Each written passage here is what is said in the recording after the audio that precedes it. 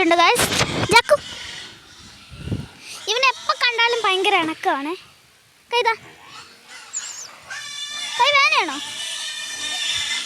നമുക്ക് പന്നിക്കുഞ്ഞുങ്ങളെ കാണാവേ. ആ ദയിക്കുന്നു പോത്ത്. പോത്തേ ഹായ് പോത്ത്. ആ എരുമക്കുഞ്ഞ് എപ്പോൾ വന്നാലും എനിക്ക് ഇവനെ ഇഷ്ടമാട്ടോ. അയ്യോ ഹായ്. ആ പേടിയാണോ?